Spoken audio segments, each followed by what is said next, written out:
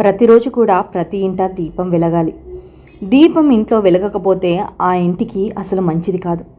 అందుకని తప్పకుండా ప్రతి ఒక్కరు కూడా ఉదయాన్నే దీపారాధన చేస్తూ ఉంటారు. నిజానికి దీపాన్ని కూడా పూజించడం చాలా ముఖ్యం. దీపం పరబ్రహ్మ స్వరూపం, ఆత్మస్వరూపం. మనసులోనూ నిత్యం ఆత్మజ్యోతి వెలుగుతూ ఉంటుంది. అందుకే మనం జీవించి ఉన్నాం. మనం దీపం వెలిగిస్తే అక్కడికి దేవతలు వస్తారు. మరి ప్రతి ఇల్లాలకి వచ్చే నిత్య పూజ సందేహాలు, దీపారాధన ఎలా చేయాలి, విగ్రహాలు లేకపోతే కుంకుమార్చన ఎలా చేయాలి, మరిన్ని విషయాలు ఈ వీడియోలో తెలుసుకుందాం. అంతకంటే ముందు మీరు మొదటిసారి మా ఛానల్ని చూస్తున్నట్లయితే వెంటనే సబ్స్క్రైబ్ చేసుకోండి. అలాగే ఎప్పటికప్పుడు మేము పెట్టే లేటెస్ట్ వీడియోల కోసం పక్కనే ఉన్న బెల్ సింబల్ని క్లిక్ చేయండి. ఇలా చేస్తే మేము ఎప్పుడు కొత్త వీడియోలు పెట్టినా మీకు నోటిఫికేషన్ ద్వారా వస్తుంది. ఇక విషయంలోకి వెళితే, దీపారాధన చేసేటప్పుడు కూడా ఖచ్చితంగా కొన్ని నియమాలు పాటించాలి. మరి దీపం పెట్టేటప్పుడు ఎలాంటి నియమాలు పాటించాలి? ఉదయం స్నానం చేసిన తర్వాత దీపం వెలిగించాలి. సాయంత్రం స్నానం చేసి మళ్ళీ దీపం వెలిగించాలి. ఒకవేళ సాయంత్రం పూట స్నానం చేయలేని స్థితిలో ఉంటే కనీసం ముఖం, కాళ్ళు, చేతులు, నోరు కడుక్కొని దీపారాధన చేస్తే మంచిది.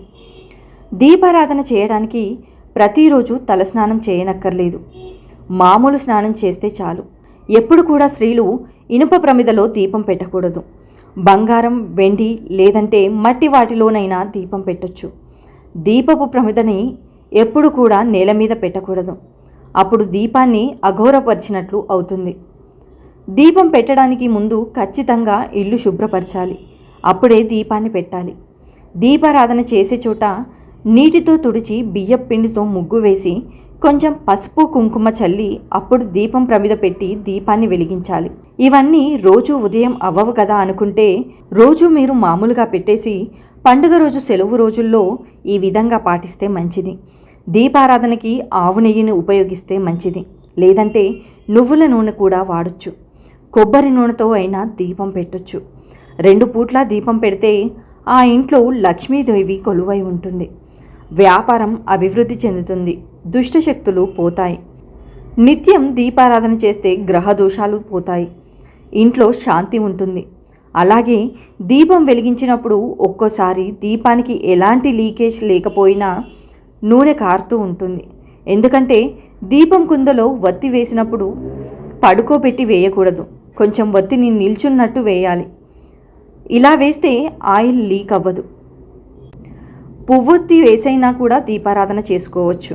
పువ్వొత్తి వేస్తే మాత్రం దీపం చాలాసేపు వెలుగుతుంది. దీపం వెలిగించేటప్పుడు మాత్రం 3 ఒత్తులు కలిపి వేయాలి. ఒక దీపం పెట్టినా, 2 దీపాలు పెట్టినా 3 ఒత్తులు కలిపి దీపారాధన చేయాలి. దీపం వెలిగించేటప్పుడు మాత్రం దీపం కింద ప్లేట్ కానీ తమలపాకు కానీ పెట్టాలి. ఒట్టి దీపం నేల మీద పెట్టి వెలిగించకూడదు.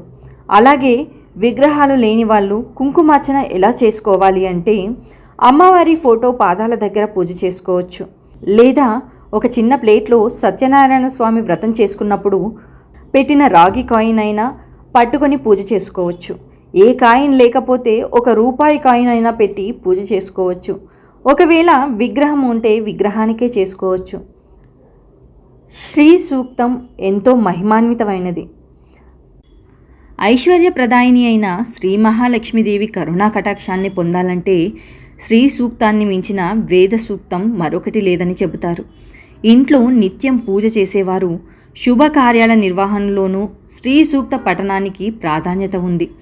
ముఖ్యంగా శుక్రవారం, శనివారం శ్రీ సూక్తాన్ని పఠిస్తూ కుంకుమతో పూజ చేస్తే ఇంటికి పట్టిన దరిద్రం వదిలిపోవడమే కాదు, లక్ష్మీదేవి కరుణా కటాక్షాలు సిద్ధిస్తాయని పండితులు చెబుతున్నారు.